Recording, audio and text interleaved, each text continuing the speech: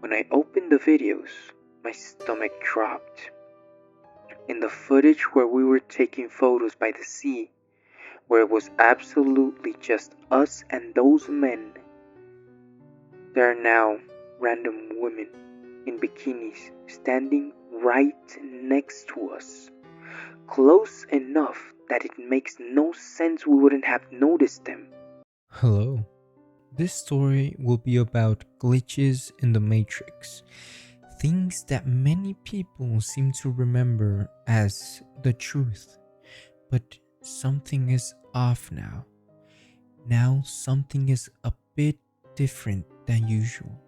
It seems kind of a reality that is not entirely yours. A reality that now you are stuck into and can no longer get back to your normal reality. Or this might just be a story for some of you, but if you don't have enough respect for it, it might become your next reality. Let's begin with our program, What Crawls in the Nights.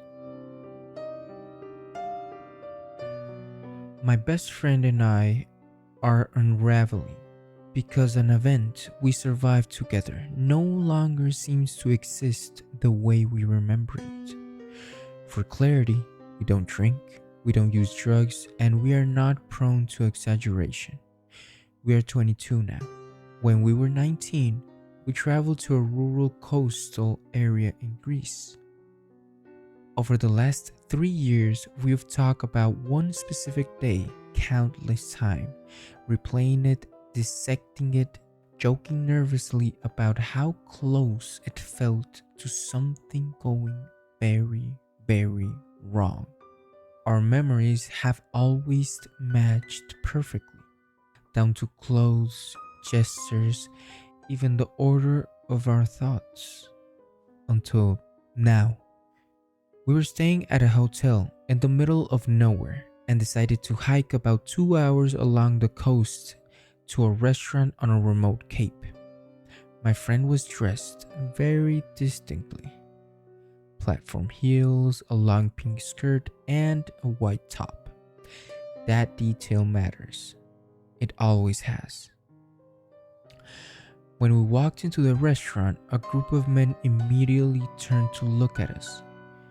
This wasn't unusual. We were unconventionally attractive and had experienced this kind of attention throughout the trip.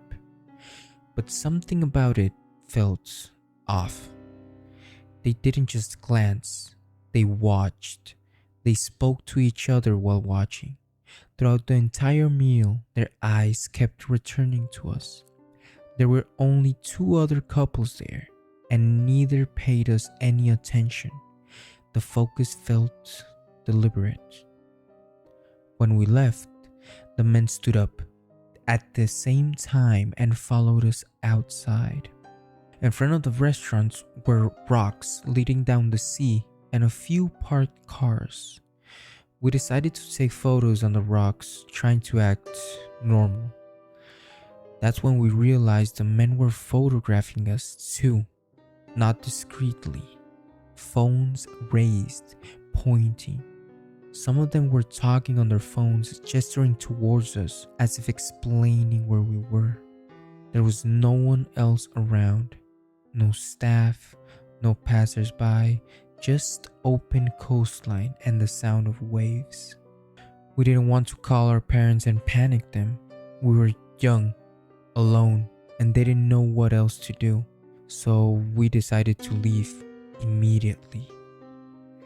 I had been vlogging the entire trip and was filming during all of this. As we walked back toward our hotel along the rocks that ran parallel to a quiet rural road, the men got into their car and began driving slowly behind us, not passing us, not stopping, just keeping pace.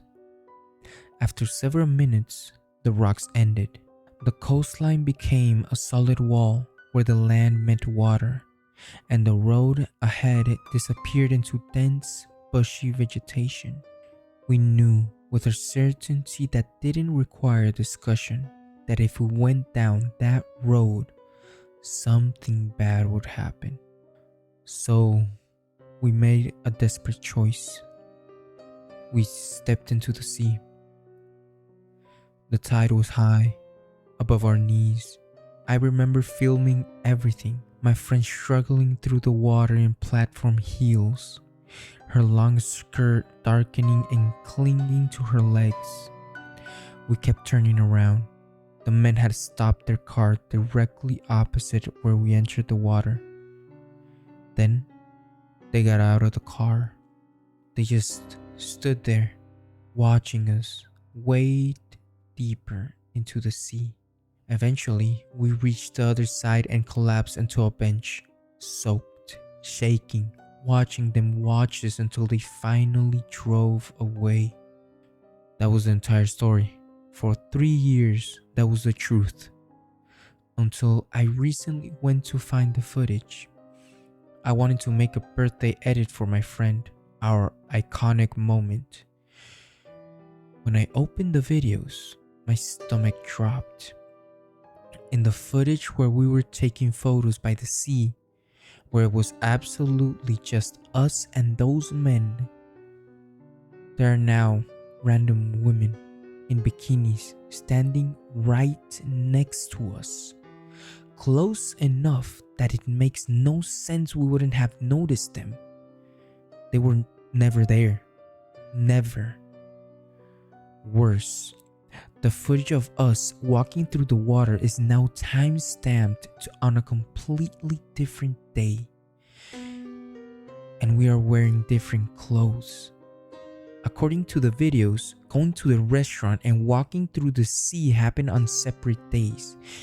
The men are gone. Their car is gone. In the water footage, I never mentioned them. I never panned the camera towards the road. It looks like we are casually wading through deep water for no reason at all. But we remember talking about them in the video. We remember filming them. We remember rewatching that footage afterward for the blog. I've watched these videos dozens of times over the past 2 years. They were never like this before. I reset my phone and nothing changed. Then I called a close friend, someone we've told this story to countless times. He was confused. He said he'd never heard it, not once. He was genuinely surprised we never mentioned something so disturbing. My best friend and I remember it the same way, exactly the same way.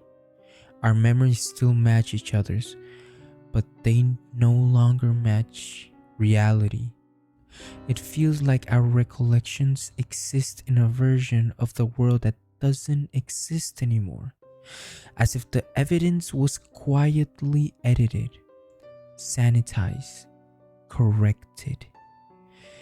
And that raises a worse question than whether something followed us that day.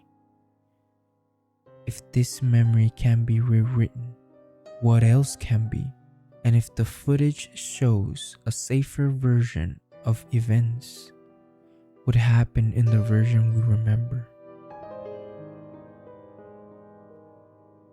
Well guys, that was today's video. If you like these kind of videos of reality that doesn't match our memories, or just reality not being real, you can say, please leave a like, subscribe, tell me so I can keep on making these videos. And remember, don't ignore the sounds tonight. You've already awakened it. Good night, and don't let the bedbugs bite.